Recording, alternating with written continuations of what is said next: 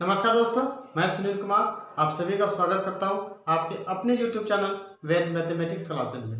दोस्तों, जैसा कि आप सभी आदमी जानते हैं कि रेलवे से लेकर के एनटीपीसी, पैरामेडिकल, कोई भी कॉम्पिटिटिव एग्जामिनेशन हो, उसके लिए मैंने जीएस क्वेश्चंस का जो संग्रह एकत्रित करना शुरू किया है, जिसमें से पिछले 2-3 वीडियो में मैंने लगभग 100 क्वेश्चन दिया था। आज बहुत ही ज़्यादा इंपॉर्टेंट क्वेश्चंस आज की इस वीडियो में आपको देखने को मिलेगा। दोस्त, इतना इंपॉर्टेंट क्वेश्चंस है कि हर बार ये पूछा गया क्वेश्चंस है। कभी आईएएस में पूछा गया है, एनटीपीसी में पूछा गया है ना, रेलवे के हर एग्जाम में पूछा गया है, यहाँ तक कि आरआरबी जेई में भी एग्जाम में पूछा गया है, बिजली बोर्ड में भी एग्जाम पूछा गया है, दिल्ली मेट्रो में भी पूछा गया है। दोस्तों, तो चलिए आज आप लोगों के लिए मैं 50 इंपॉर्टेंट क्वेश्चंस जीके जीएस का लेकर के आ रहा हूँ। तो देरी ना करते हुए दोस्तों, मैं उन 50 क्वेश्चंस को स्टार्ट करता हूँ आपके लिए। तो चलिए दोस्तों, आज का पहला सवाल, रंगपुर जहां हड़प्पा की समकालीन सभ्यता थी कहाँ है? रंगपुर जहां हड़प्पा की समकालीन सभ्यता थी कहाँ है? ठीक है, तो वो होगा दोस्तों सौराष्ट्र में। चलिए नेक्स्ट क्वेश्चन को देखते हैं। उत्तर वैदिक काल में वेद विरोधी और ब्राह्मण विरोधी धार्मिक अध्यापकों को किस नाम से जाना जाता था? ठीक है दोस्तों, इसका सही जवाब होगा श्रमण। चलिए नेक्स्ट क्वेश्चन को देखते हैं कि भारत के राज चिन्ह में प्रयुक्त होने वाले शब्द सत्यमेव जयते किस उपनिषद से लिया गया? दोस्तों, तो इसका सही जवाब होगा दोस्तों मुंडक उपनिषद से लिया गया है। चलिए नेक्स्ट क्वेश्चन को देखते हैं कि किस देवता के लिए ऋग्वेद में पुरंदर शब्द का प्रयोग हुआ है? तो इसका दोस्तों जो सही जवाब होगा वो होगा इंद्र। नेक्स्ट सवाल पर चलते हैं कि प्रसिद्ध 10 राजाओं का युद्ध, दशाराज युद्ध किस नदी के तट पर लड़ा गया था? दोस्तों, तो ये होगा प्रोसनी नदी, जिसे दोस्तों हम लोग रावी नदी के नाम से भी जाने जाते हैं। ठीक है, चलिए नेक्स्ट क्वेश्चन को चलते हैं हम लोग। संविधान सभा का पहला सत्र कब स्टार्ट हुआ था? दोस्तों, तो वो था 9 दिसंबर 1946 ईस्वी को। दोस्तों, चलिए नेक्स्ट सवाल पर चलते हैं। भारतीय संविधान पे सबसे अधिक प्रभाव किस पे पड़ा था? भारतीय संविधान पे सबसे अधिक प्रभाव किस पे पड़ा था? तो वो पड़ा था दोस्त भारत सरकार अधिनियम 1935। चलिए नेक्स्ट सवाल को देखते हैं। संविधान के किस भाग में नागरिकता का उल्लेख मिलता है? भारत संविधान के किस भाग में नागरिकता का उल्लेख मिलता है? तो वो था दोस्त भाग 2 में। चलिए नेक्स्ट क्वेश्चन को चलते हैं। भारतीय संविधान में कौन सा अनुच्छेद भारत के राष्ट्रपति में अध्यादेश जारी करने की शक्ति प्रदान करता है? तो ये होगा दोस्तों अनुच्छेद 123 में। चलिए नेक्स्ट क्वेश्चन को चलते हैं हम लोग। नेक्स्ट क्वेश्चन है कि राज्य एवं राष्ट्रीय स्तर पर गरीबी का अनुपात लगाने के लिए योजना आयोग किसके सूत्र का प्रयोग करती है? बीटी लकड़ावाला। ठीक है, नेक्स्ट क्वेश्चन को चलते हैं दोस्तों। सरकार द्वारा पुरानी मुद्रा को समाप्त करके नई मुद्रा चलाना है ना, क्या कहलाता है? तो ये होगा दोस्तों विमुद्रीकरण।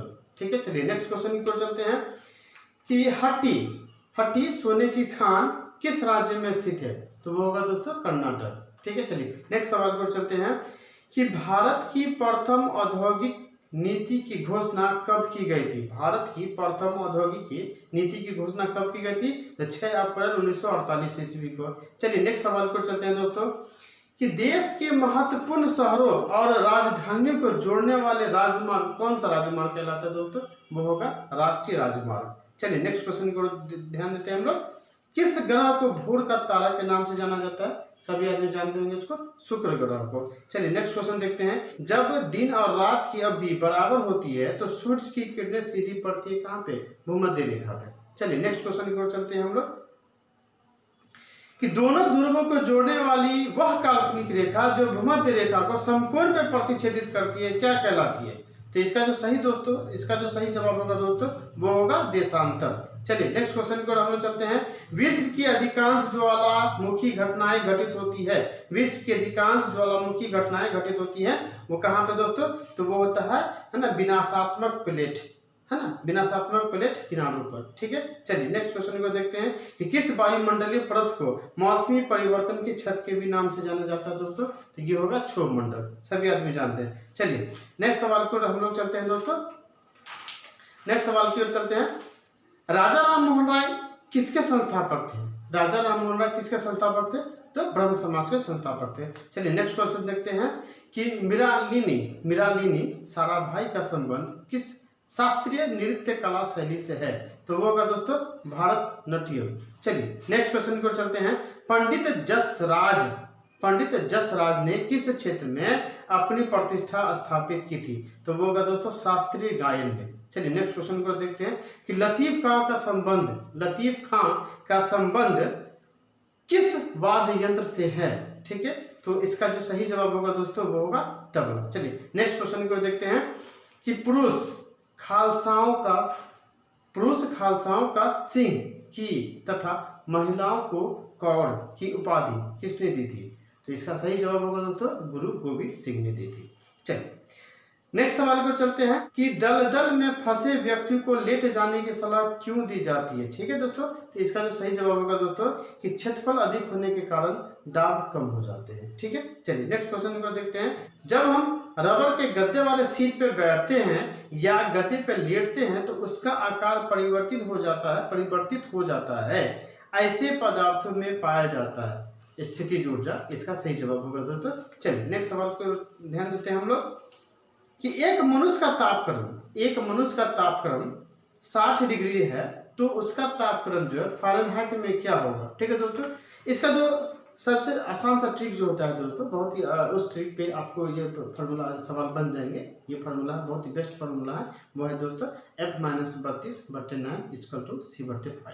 ठीक है, इस पे क्या है कि अगर आपको सवाल सेल्सियस में दिया हुआ है तो C की जगह पे आप 60 रख दीजिएगा तो यहाँ से F की वैल्यू निकल जाएगी। अगर F दिया हुआ मतलब फ़ारेनहाइट दिया हुआ है तो आप फ़ारेनहाइट की जगह पे उसका वैल्यू रख दीजिएगा तो C का वैल्यू उससे निकल जाएगा। ठीक है दोस्तों, चलिए नेक्स्ट क्वेश्चन की ओर चलते हैं। जब सीले बिस्कुटों को थोड़ी देर के लिए फ्रिज के अंदर रखा जाता है तो वह कुरकुरे हो जाते हैं, क्यों?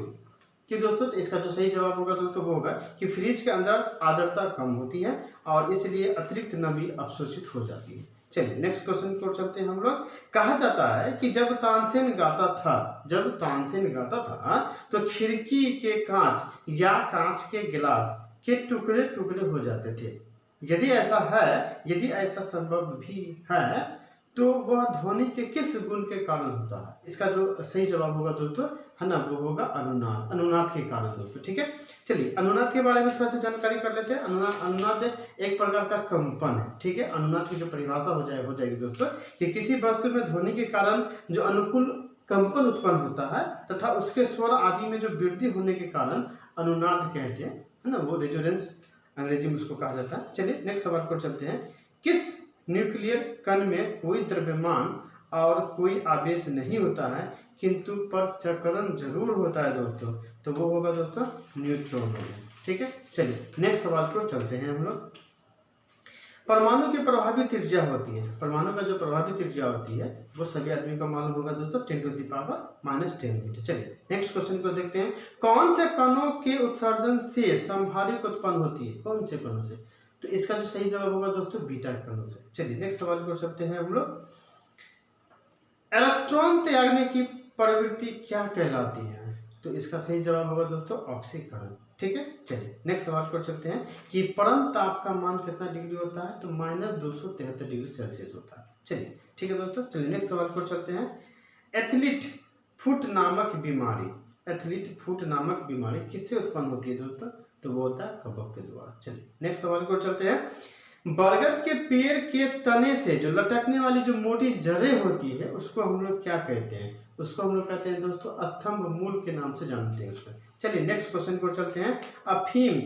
अफीम किससे प्राप्त किया जाता है? ठीक है, मतलब अफीम जो प्राप्त किया जाता है वो किस चीज से प्राप्त किया जाता है? तो इसका जो सही जवाब होगा दोस्तों कि बिना पके फल के लैक्टिक्स से प्राप्त किया जाता है। चलिए नेक्स्ट क्वेश्चन को देखते हैं। पौधे व पेड़ का खाना तैयार करने की प्रक्रिया क्या कहलाती है? फोटोसिंथेसिस कहलाती है, जिसको हम लोग हिंदी में प्रकाश संश्लेषण की क्रिया कहते हैं। चलिए नेक्स्ट क्वेश्चन पर चलते हैं दोस्तों। बौने पौधों को किसके अनुप्रयोग से लंबा किया जाता है? जो बौना पौधे होते हैं उसको किस विधि के द्वारा उसको है ना लंबा किया जाता है, बड़ा किया जाता है दोस्तों? तो वो जो प्रयोग होता है वो होता है साइटोकिनिन के द्वारा। चलिए नेक्स्ट क्वेश्चन पर चलते हैं हम लोग दोस्तों कि भारत के प्रथम टेस्ट क्रिकेट के कप्तान कौन थे? सभी आदमी को मालूम होगा C.K. नायडू। चलिए नेक्स्ट क्वेश्चन पर चलते हैं हम लोग। आइस हॉकी जिसको हम लोग लेक्रॉस के भी नाम से जानते हैं वो किस देश का राष्ट्रीय खेल है? तो वो सही जवाब होगा दोस्तों कनाडा। चलिए नेक्स्ट क्वेश्चन देखते हैं कि प्रथम अंतर्राष्ट्रीय क्रिकेट मैच किसके बीच में खेला गया था, तो वो होगा दोस्तों इंग्लैंड और ऑस्ट्रेलिया के बीच में। चलिए नेक्स्ट क्वेश्चन देखते हैं हम लोग दोस्तों कि किस महाद्वीप में अब तक एक भी बार ओलंपिक खेल का आयोजन नहीं हुआ है, तो वो होगा दोस्तों अफ्रीका। ठीक है दोस्तों, चलिए नेक्स्ट क्वेश्चन पर चलते हैं। नरेंद्र हिरानी ने किस टीम के विरुद्ध एक टेस्ट मैच में 16 विकेट लिए थे? ठीक है, तो इसका सही जवाब होगा दोस्तों वेस्ट इंडीज। चलिए नेक्स्ट क्वेश्चन पर चलते हैं हम लोग। S.A.R.S रोग में अक्षर ए का क्या अर्थ है? ठीक है, आपको बताने दो तो सबसे पहले जानने आप ये जरूरी है कि S.A.R.S का जो फुल फॉर्म होता है वो क्या होता है। तो दोस्तों एस का मतलब ये होता है ना कि सीवियर एक्यूट, है ना, रेस्पिरेटरी सिंड्रोम। तो ए का मतलब दोस्तों पता चल जाता होगा एक्यूट। ठीक है, चलिए नेक्स्ट क्वेश्चन पर चलते हैं हम लोग। T.R.A.I ट्राई जिसको हम लोग बोलते हैं ट्राई, इसका पूर्ण रूप क्या है? तो इसका जो दोस्तों सही जवाब होगा वो होता है telecom regulatory authority of India. ठीक है, चलिए नेक्स्ट क्वेश्चन पर चलते हैं हम लोग कि कतर और कुछ अन्य देश भारत को LNG की आपूर्ति करते हैं। ठीक है, यहाँ प्रयुक्त शब्द LNG में N अक्षर से, है ना, कौन सा शब्द बनता है N अक्षर से? ठीक है, तो वो होता है दोस्तों नेचुरल। ठीक है, चलिए नेक्स्ट क्वेश्चन देखते हैं। अक्सर हम लोग अखबारों में पढ़ते हैं कि पद, ठीक है, ECB पढ़ते हैं। तो ECB का पूर्ण रूप क्या है दोस्तों? ठीक है, ECB का जो पूर्ण रूप होता है दोस्तों वो होता है एक्सटर्नल कमर्शियल, है ना, बोरोविंग। ठीक है, चलिए नेक्स्ट क्वेश्चन देखते हैं कि विश्व मानवाधिकार दिवस किस दिन मनाया जाता है? तो इसका सही जवाब होगा दोस्तों 10 दिसंबर को मनाया जाता है। चलिए नेक्स्ट क्वेश्चन देखते हैं कि किस महापुरुष की जयंती राष्ट्रीय युवा दिवस के रूप में मनाया जाता है? तो वो होगा दोस्तों स्वामी विवेकानंद जी। चलिए नेक्स्ट क्वेश्चन देखते हैं कि अर्थशास्त्र पुस्तक के लेखक कौन है? सभी आदमी जानते हैं, कौटिल्य जी, जिसको हम चाणक्य के नाम से भी जानते हैं। चलिए नेक्स्ट क्वेश्चन देखते हैं कि महात्मा गांधी ने अपनी आत्मकथा मूलतः किस भाषा में लिखी गई थी? तो इसका सही जवाब होगा दोस्तों गुजराती भाषा में। चलिए नेक्स्ट क्वेश्चन की ओर हम लोग चलते हैं। राष्ट्रीय एकता पर बनी सर्वोत्तम फीचर फिल्म को किस पुरस्कार से सम्मानित किया जाता है? तो वो होता है दोस्तों नरगिस दत्त पुरस्कार से। चलिए नेक्स्ट क्वेश्चन पर चलते हैं कि प्रोफेसर अमर्त्य सेन को किस वर्ष अर्थशास्त्र का नोबेल पुरस्कार मिला था? तो वो होगा दोस्तों 1998 ईस्वी में। चलिए नेक्स्ट क्वेश्चन देख लेते हैं। भारत के राष्ट्रीय गान जन गण मन को संपूर्ण रूप में गाने में कितना समय लगता है दोस्तों? इसका सही जवाब होगा दोस्तों 52 सेकेंड। चलिए दोस्तों आज का सवाल आज का क्लास हम यहीं पे एंड करते हैं। तो आज के हमारे इस ऑब्जेक्टिव में बहुत सारे ऐसे क्वेश्चन हैं जो IAS में भी पूछे गए हैं, BPSC में भी पूछे गए हैं, रेलवे में भी पूछे गए हैं, JEE में भी पूछे गए हैं, NTPC में भी पूछे गए हैं, हर तरह के कॉम्पिटिटिव एग्जाम में पूछे गए हैं दोस्तों। तो अगर ये वीडियो अच्छा लगा होगा तो प्लीज़ सब्सक्राइब कीजिए, लाइक कीजिए, दोस्तों में शेयर कीजिए। धन्यवाद।